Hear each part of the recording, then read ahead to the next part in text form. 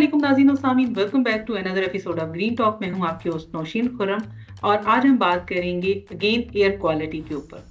नाज़रीन, पाकिस्तान इस वक्त एक ऐसी सिचुएशन से गुजर रहा है जहां ना सिर्फ इसको इन्वायरमेंटल चैलेंज का सामना है, उसके साथ साथ ही हेल्थ, मईशत और गवर्नेंस के मसाइल भी सामने हैं। इसी पस मंजर में हाल ही में पाकिस्तान में फेयर फाइनेंस पाकिस्तान ने यूनिवर्सिटी ऑफ कैलिफोर्निया डेविस के साथ मिलकर air sensor international conference Pakistan mitigation series का इनेकाद किया, जिसमें ना सिर्फ गवर्नमेंट के नुमाइंदे, पार्लियामेंटेरियन, इंडस्ट्रियलिस्ट और बाकी स्टेक होल्डर के साथ साथ सिविल सोसाइटी की भी एक बड़ी तादाद ने शिरकत की। आज हमारे साथ इसी कॉन्फ्रेंस के बारे में डिटेल में बात करने के लिए मौजूद हैं आसिम जाफरी साहब। आसिम जाफरी साहब कंट्री प्रोग्राम लीड हैं फेयर फाइनेंस पाकिस्तान की, और आज की गुफ्तगू में हमें ये बताएंगे कि ये ऐसे वक्त में इस कॉन्फ्रेंस का करना क्या मानी रखता है, क्या टेक अवेज थे और किन बुनियादी इश्यूज के ऊपर बात की गई है एयर क्वालिटी और एनवायरमेंटल चैलेंज को लेके। तो इसके साथ ही हम वेलकम करते हैं आसिम जाफरी साहब को। वेलकम आसिम साहब, कैसे हैं आप? Thank you. I'm good. सबसे पहले तो आपको बहुत-बहुत मुबारक हो, बहुत सक्सेसफुल कॉन्फ्रेंस का इनेकाद करने के लिए। वी हैव सीन कि ना सिर्फ पाकिस्तान से बहुत सारे लोग उसमें मौजूद थे, बल्कि इंटरनेशनल कम्युनिटी से, यूनिवर्सिटीज़ से और एक्सपर्ट्स भी जो है वो कॉन्फ्रेंस का पार्ट रहे और बहुत प्रोडक्टिव किस्म की डिस्कशंस रहे। लेकिन सबसे पहले तो हम आपसे यही जानना चाहेंगे कि थोड़ा-सा हमें बैकग्राउंड बताएँ इस कॉन्फ्रेंस का, ये क्यों इनेकाद इसका किया गया और क्या बेसिक ऑब्जेक्टिव्स थे इस कॉन्फ्रेंस के? Bismillahirrahmanirrahim. Thank you, Nasheen. ASIC Pakistan Mitigation Series ये एक फर्स्ट ऑफ इट्स काइंड एक ऐसा प्लेटफॉर्म बनाने की कोशिश की गई है कि जहां पर finance, policy, industry, civil society and academia, ये पिलर्स जो हैं वो जॉइंटली सिट टुगेदर और एक्शन ओरिएंटेड सॉल्यूशन निगोशिएट कर सकें कि किस तरह से एयर पोल्यूशन का जो प्रॉब्लम है जिसने हमें चारों इतराफ से घेरे हुए है, इसको एड्रेस किया जा सके। बैकग्राउंड में जो एसिक है अमूमी तौर पर क्लीन एयर फंड की हेल्प से और यूसी डेविस का जो एयर क्वालिटी रिसर्च सेंटर है जो दुनिया में नंबर 1 है, अपने एयर सेंसर्स की वजह से, अपने स्टैंडर्डाइज मैकेनिज्म और प्रोसीजर और मेथडोलॉजीज की वजह से, जिससे वो ग्लोबली एयर क्वालिटी को मॉनिटर करते हैं और उन स्टैंडर्ड्स को बाद में ईपीए यूएस ने भी अडॉप्ट किया। अब ये जो कॉन्फ्रेंस है ये एक प्लेटफॉर्म प्रोवाइड करती है, ग्लोबली कम्युनिटी है इसकी, जहाँ पर एकेडमिशियंस, रिसर्चर्स, प्रैक्टिशनर्स अपने जो एफर्ट्स हैं टुवर्ड्स मेजरिंग द एयर और उस डाटा की बुनियाद पर किस तरीके से रिजल्ट्स को इंटरप्रेट किया जाए, वो शेयर करते हैं विद दिस प्लेटफॉर्म। ये साल से चलता आ रहा है। डेकेड अगो इसका इनिशिएट किया गया। एक यूआरसी जो सेंटर है वो इसे ग्लोबली मुख्तलिफ ममालिक में ऑर्गेनाइज करता है। फेयर फाइनेंस पाकिस्तान ने एक एफर्ट की कि जिससे इस सेंटर्स की बदौलत से एक जॉइंट इनिशिएटिव किया गया कि पाकिस्तान में किस तरीके से हम इस इशू को मेन स्ट्रीम बना सकें कि आज पाकिस्तान में जो बड़े से बड़ा शहर, एक लार्जली पॉपुलेशन जो है, वो एयर पोल्यूशन से इस तरह इफ़ेक्ट होती है कि उनकी जो डिज़ीज़ बर्डन है वो बढ़ जाता है, आउट ऑफ पॉकेट एक्सपेंस बढ़ जाता है और इसके अंदर वो लोग जो इसके कंट्रीब्यूटर्स हैं, वो किस तरह से सॉल्यूशंस पेश कर सकते हैं कि इस प्रॉब्लम को यूनाइटेडली हम किस तरह प्रॉब्लम को सॉल्व करें। तो ये कॉन्फ्रेंस जो है 17 इसके सेशंस थे। 6 वर एकेडमिक सेशन जिसमें कि हमने आइडेंटिफाई किया 11 इंडस्ट्रीज को, जिसमें फूड एंड बेवरेजेस हैं की कंपनीज हैं सेक्टर में, और स्टील सेक्टर है, माइनिंग है, क्वेरिंग है, स्टोन क्रशिंग है, इसमें सीमेंट इंडस्ट्री का सेक्टर है, एग्रीकल्चर एज ए सेक्टर है, इसमें अदर जो सेक्टर्स हैं जिसमें बुनियादी तौर पर लार्ज स्केल मैन्युफैक्चरिंग शामिल है वो आते हैं। तो टोटल 11 इंडस्ट्रियल सेक्टर्स जो कि कंट्रीब्यूटर हैं जीएचजी एमिशंस में, और फिर उनकी कंट्रीब्यूशन से एक ऐसी फ़ज़ा पैदा होती है जो एयर पॉल्यूशन का बायस बनती है। कोई भी पॉलिसी बना ली जाए, अगर उसके पीछे फाइनेंशियल रिसोर्सेज़ अवेलेबल नहीं है, तो वो काम नहीं कर सकती। सो दैट्स व्हाई फाइनेंस का आना ज़रूरी है। और फिर फाइनेंस पाकिस्तान तो इस बात पे बिलीव करता है कि finance can not be neutral, क्योंकि उसने अपने बिजनेस ऑपरेशंस और प्लस इंडस्ट्री को जब लोन और क्रेडिट प्रोवाइड करना है, तो उसकी कंट्रीब्यूशन डायरेक्टली एंड इनडायरेक्टली उसी उसी प्रॉब्लम में शामिल होगी। अगर वो प्रॉब्लम है फॉर द सोसाइटी और यहाँ सक्सेस का बायस बनता है, तो वो क्रेडिट लेगा सक्सेस के लिए। तो सोसाइटी की जो न्यू रोल है, उसमें finance can not be neutral. तो फाइनेंस का होना ज़रूरी है। इट मीन्स कमर्शियल बैंक्स हैं, मल्टीलैटरल बैंक्स हैं, वो फाइनेंशियल इंडस्ट्रीज़ के एक्टर्स हैं जो डायरेक्टली डिपॉज़िट और लेंडिंग की प्रैक्टिस में शामिल हैं। पॉलिसी से मुराद यहाँ पर लेजिस्लेटर्स हैं जो पॉलिसी को फॉर्मुलेट करते हैं, और प्लस वो रेगुलेटरी अथॉरिटीज़ हैं जो उसकी इंटरप्रिटेशंस करती हैं और उसको रूल्स एंड रेगुलेशंस में एग्जीक्यूशन की तरफ जाती हैं, एनफोर्समेंट की तरफ। थर्ड एस्पेक्ट इंडस्ट्री है जो उनको फॉलो करती है और अपने बिजनेस ऑपरेशन से वो कितने रिस्पॉन्सिबल हैं और वो किस कदर ब्रेक थ्रू टेक्नोलॉजी पे अपने आप को लेके जा चुके हैं, कि जो इस वक्त प्रेजेंट सूरत हाल है। हम क्लाइमेट की वार्मिंग की बात कर रहे हैं, हमें ग्लेशियर के मेल्ट होने का प्रॉब्लम है, बल्कि मेल्ट से ज़्यादा ब्रेक होने का हम इस वक़्त चैलेंज फेस कर रहे हैं, कि जिसकी वजह से हमें आए दिन सैलाब की सूरत-ए-हाल का सामना करना पड़ता है। इसके साथ हमें एकेडमिशियंस की ये प्लेटफ़ॉर्म है कि जे एकेडमिशियंस किस तरीके से उन प्रॉब्लम्स को जो इंडस्ट्री फेस करती है, वो टेक्नोलॉजी की आउटडेटेड प्रोसेसेस को सॉल्व कर सकते हैं। एंड सिविल सोसाइटी जो पीपल्स की वॉइस, कम्युनिटी की वॉइस और सॉल्यूशंस के साथ, थॉट लीडरशिप के साथ इन सबको क्लब करते हुए सॉल्यूशंस प्रोवाइड करती है। तो एसिक पाकिस्तान में मिटिगेशन सीरीज, जिसके हम फाउंडर हैं, एक वाहिद प्लेटफॉर्म पेश करती है जहां पर ये तमाम स्टेक होल्डर्स यूनाइट हैं एट वन प्लेटफॉर्म। और एसिक की जो तमाम कंट्रीब्यूशन है, जिसमें कि हमने पॉलिसी सेशंस किए, जिसमें शामिल था कि किस तरीके से एयर क्वालिटी को मेजर किया जा सकता है, उसके डाटा की कंट्रीब्यूशन क्या है, उसके चैलेंजेस क्या हैं, वो केमिकल कंपोजिशन जो पीएम 2.5 की, जो आज तक 78 इयर्स में पाकिस्तान में कभी भी ऑर्गेनाइज की नहीं की गई। एविडेंस है नहीं, पॉलिसी ब्लाइंड है। इसलिए आपको एंटी स्मोक गन्स और ये तमाम एलिमेंट नज़र आते हैं, क्योंकि एविडेंस उन्हें प्रूफ नहीं करती, तो वो हेरसे की बुनियाद पर मुख्तलिफ मेजर्स ले लिए जाते हैं। इसके साथ पॉलिसी के सेशंस, जिसमें हमने देखा कि फाइनेंस को क्लीन एयर की तरफ कैसे बढ़ना चाहिए और डिकार्बनाइज करने के लिए क्या अटेम्प्ट होनी चाहिए। फिर हमने एनर्जी के एस्पेक्ट में पॉलिसी सेशन किया कि एनर्जी एमिशंस हैं क्या, कौन-कौन सी energy emissions, heavy heat producing जो इंडस्ट्रियल सेक्टर्स हैं वो कौन से हैं, उनकी एमिशंस को कैसे कंट्रोल करने की तरफ बढ़ा जा सकता है। फिर हमारे कुछ टॉक्स थी कि जिसमें हमने देखा कि 1 डेकेड में बीजिंग में स्मोक का वेदर था, वो किस तरीके से कवर किया गया। एशियन डेवलपमेंट बैंक ने क्या वो बेस्ट स्ट्रैटेजीज़ को ब्रूए कार्ड लाया क्या, कि चाइना जो है आज वो इस प्रॉब्लम से निकल के बाहर खड़ा है, उसका सिटीज़न एक ताज़ा हवा में, साफ हवा में साँस ले सकता है।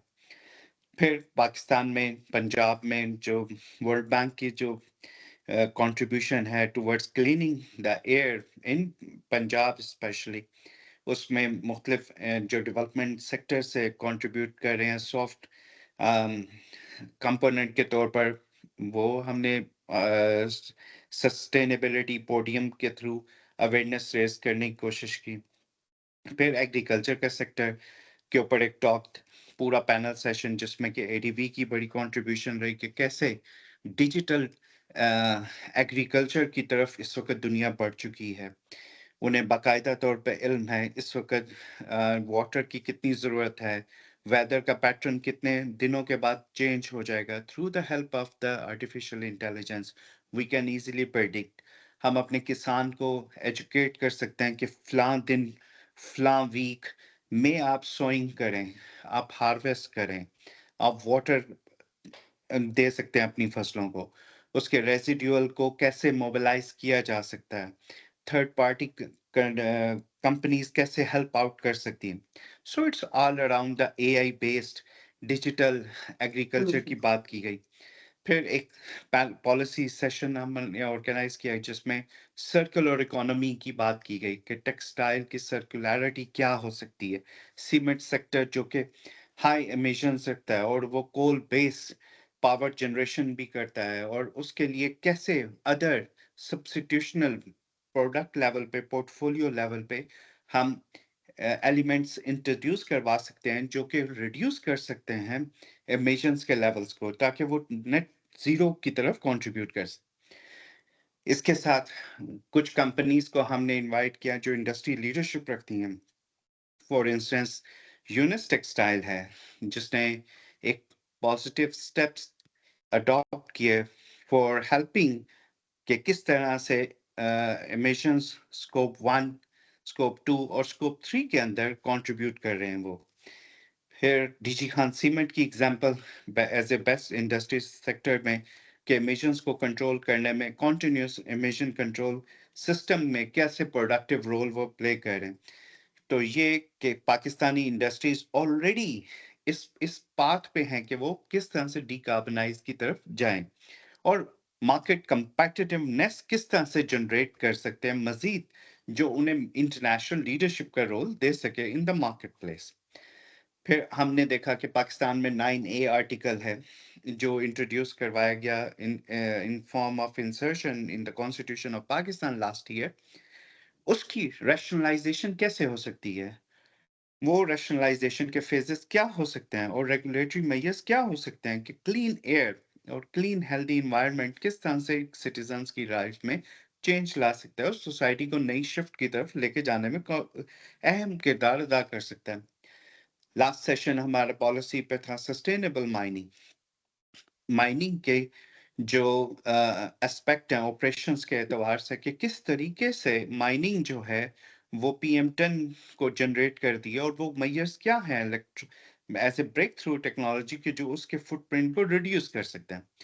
सो पॉलिसीज के लेवल पे हमारे 7 सेशंस थे, एकेडमिक 6 सेशंस थे, and then we have a podium speakers, sustainability से लेकर डिफरेंट टॉक्स थी, और इस तरह से एक्सपर्ट्स का एक मुकम्मल ओवरऑल ग्रिप के सब्जेक्ट को कैसे सॉल्यूशन की आंख से देखा जाता है, और देखिए किस तरीके से हमने इन पॉलिसीज के सेशंस को ऑर्गेनाइज किया। One representative as expert from the commercial bank, one from the regulator side, one from industry, one from the law background, one from civil society representative. So it's a good mix कि हर एक stake holder की अपनी एक unique voice, उसके challenges कैसे हम solve कर सकते हैं।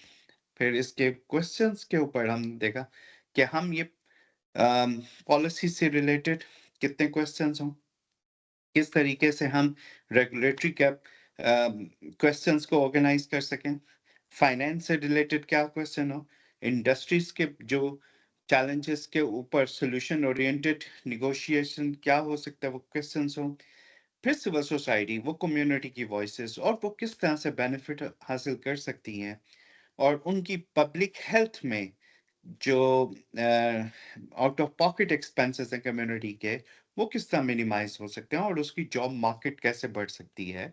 ये तमाम एस्पेक्ट को उस पॉलिसी सेशन में कवर किया गया। सिमिलर लाइन पे एकेडमिक में जो हमने कॉल फॉर एब्स्ट्रैक्ट किया, जिसमें कि वी हैव रिसीव्ड 61 एब्स्ट्रैक्ट्स, तो उसमें हमारा जो सक्सेस रेट था, we have given the opportunity to 20 participants to present their solution-oriented papers or a presentation in the conference. According to the technical program committee chair and co-chair, ये highly selective model था हमारा, जिसमें हमने सिर्फ वही experts को opportunity दी कि किस तरीके से वो solution present करते हैं जो कि authentic करते हैं, जो intellectually अपीलिंग है। वो भी अगेन 11 इंडस्ट्रियल सेक्टर्स के ऊपर बेस करते थे। So overall it's a platform जिसमें हमने एक एफर्ट की कि इन तमाम स्टेक होल्डर्स की ओपिनियंस को टुगेदर किया जाए, और without having any distraction from media, any distraction from other aspects of the political elements, हम एक focus 2 days इसको यूज करें for for preparing the paper, जिसको हम कह रहे हैं white paper, to submit to the Parliament of Pakistan, because we believe that Parliament of Pakistan is a super massy sovereign power रखती है, जो ओवरसाइट का रोल रखती है, जो बिल्कुल लेजिस्लेट करके वो द सिटीजंस की वॉइसेस को पेश कर सकती है। तो ये व्हाइट पेपर एक ट्रू पिक्चर पेश करे कि जो एड्रेस कर सके एयर पोल्यूशन की प्रॉब्लम और नेशनल डिटर्मिनेशन की जो हमारी कंट्रीब्यूशन की कमिटमेंट है टू द ग्लोबल कम्युनिटी, जिसका थर्ड वर्जन हमने अभी साइन ऑफ किया है, उसमें हम अच्छा क्या कंट्रीब्यूट कर सकते हैं। जी। बिल्कुल।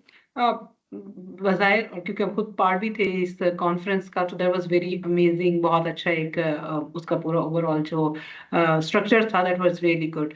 अच्छा, लेकिन इससे पहले कि हम व्हाइट पेपर की तरफ जाएँ और देखें कि पार्लियामेंट में आप उसको किस तरह से लेके जाएँगे, एक चीज़ जो मैं ज़रूर जानना चाहूँगी, जिस पे काफ़ी डिटेल में डिस्कशन भी हुई और हमारी लोग भी, हमारी ऑडियंस भी जानना चाहेगी, कि एयर सेंसर्स के ऊपर बात हुई। बहुत सारी गवर्नमेंट इनिशिएटिव जब लेती है, स्पेशली जब हम पंजाब की बात करते हैं, क्योंकि वही हाईली इफेक्टेड है एयर क्वालिटी को लेके या स्मोक को लेके। आल्दो में कुछ पिछले कुछ अरसे में इस्लामाबाद में भी सिचुएशन काफ़ी ख़राब होती हुई नज़र आ रही है, जो अगले चंद सालों में शायद यहाँ पे भी इस तरह का स्वेयर क्राइसिस हो। लेकिन अभी अगर हम पंजाब की बात करें, तो पंजाब में भी बहुत सारे इनिशिएटिव भी लिए हैं।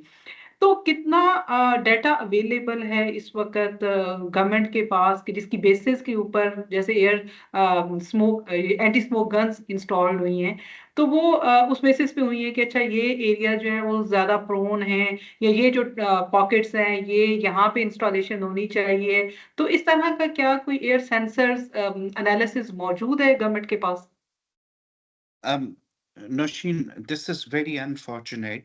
We are in the part of the south of the world जहाँ पे developing countries में usually policies जो हैं evidence based नहीं है, और हमारे जो experts हैं वो I would say more towards public, यानी political experts हैं, they are not technical people।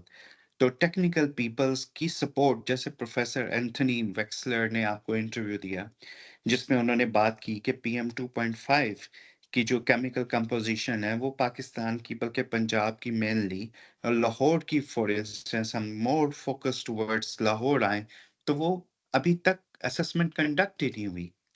जब वो असेसमेंट कंडक्ट नहीं हुई, वी डोंट नो कि वो किसका कंट्रीब्यूशन कहाँ पे कितना है। तो ना इंडस्ट्री का पता है, ना लोकल एमिशंस के सोर्सेस के बारे में हमें आगाही है उस तरह से।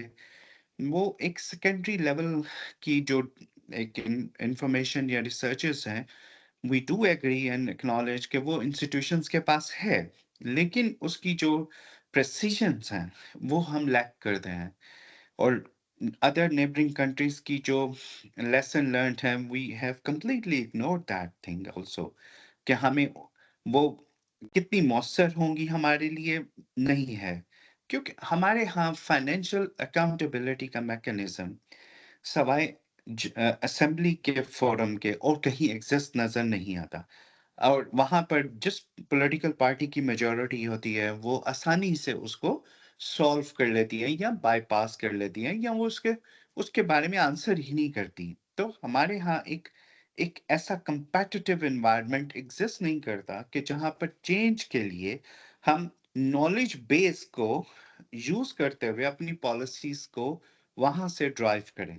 तो more towards a policy symbolism में नजर आता है, और कुछ नहीं है।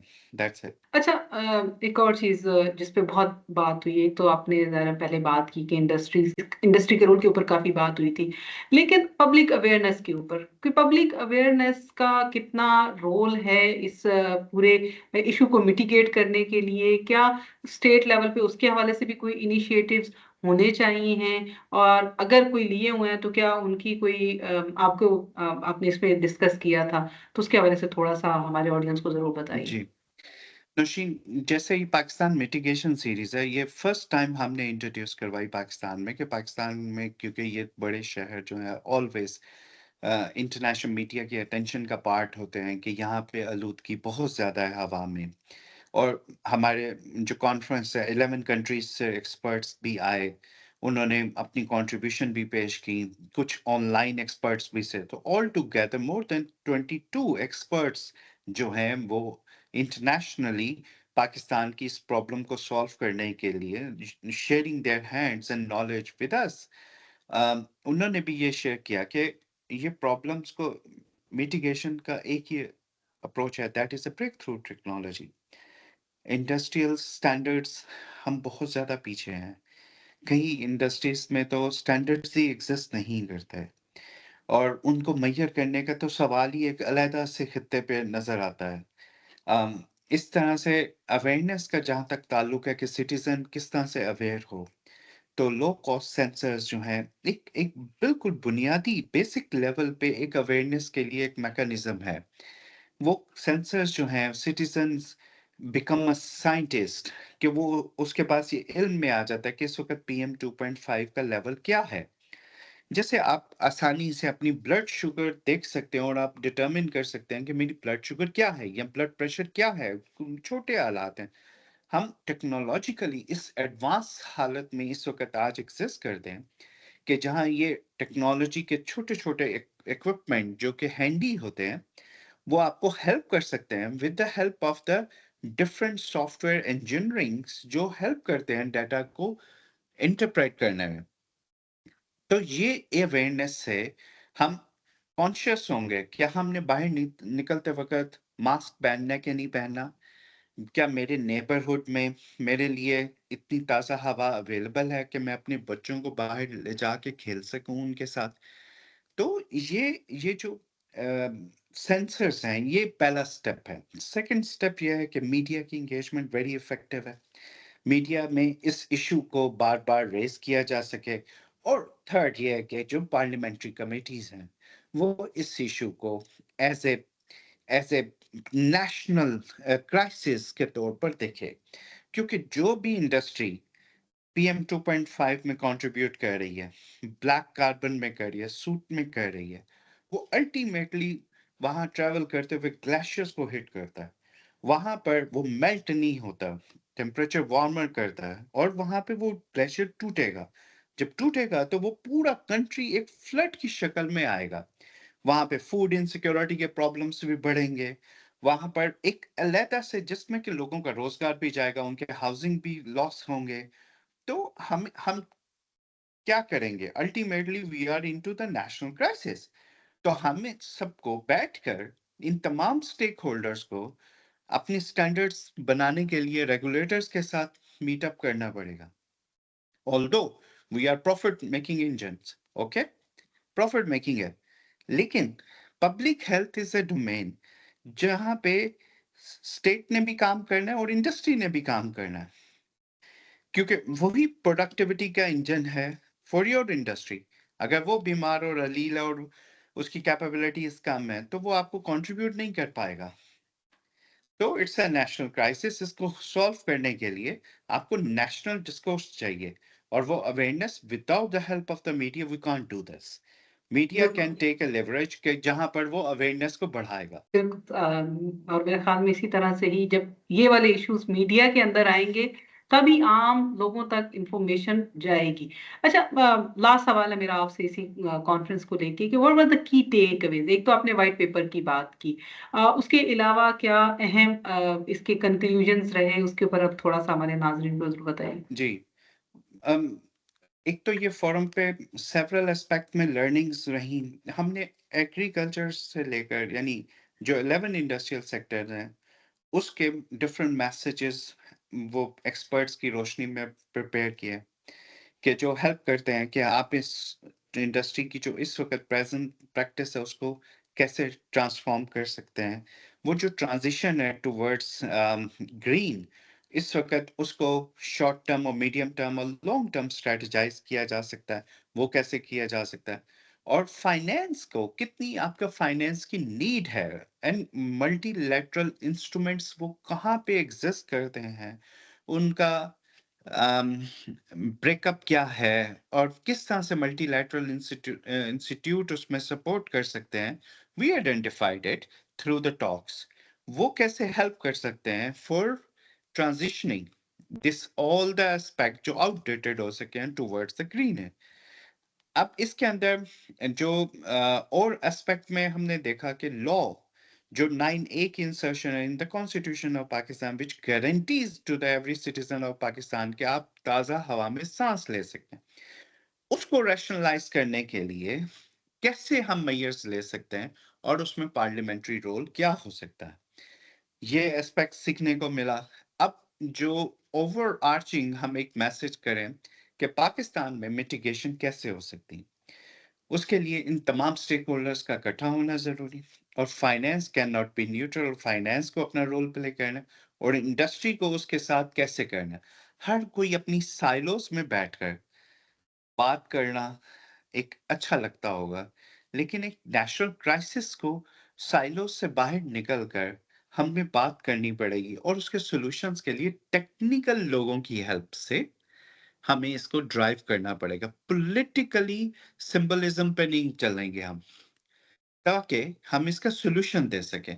हम मोर विजुअल्स की बात ना करें, मोर सॉल्यूशन की बात करें। Public health is in the crisis और हमने लोगों का रोजगार भी देखना है, ये तमाम एलिमेंट्स देखने हैं जो कि कंट्री इस वक्त फेस कर रहा है। तो वी वांट टू कि ये प्लेटफॉर्म सर्व करे as a leverage point, as a catalyst, जो कि तमाम स्टेक होल्डर्स को कलेक्टिव वॉइस में सॉल्यूशंस की आंख देख सके। Thank you.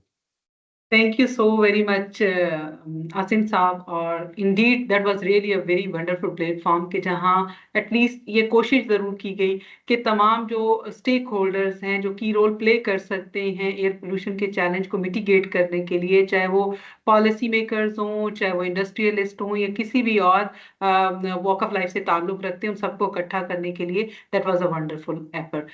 डेफिनेटली ऐसी कॉन्फ्रेंसेस का होना इसलिए भी ज़रूरी है कि जैसे भी आसिम साहब ने बात की कि ये प्लेटफॉर्म प्रोवाइड करते हैं, ये वो टेक्निकल सपोर्ट प्रोवाइड करते हैं गवर्नमेंट को और पॉलिटिकल लीडरशिप को कि जिसकी बेसिस के ऊपर वो अपने पॉलिसी डिसीजंस ले सके। के साथ ही नाज़रीन हमें इजाजत दीजिए, इंशाल्लाह आपके साथ दोबारा मुलाकात होगी इसी जैसे किसी नए टॉपिक के साथ, किसी नए इशू के ऊपर। तब तक के लिए अल्लाह हाफिज।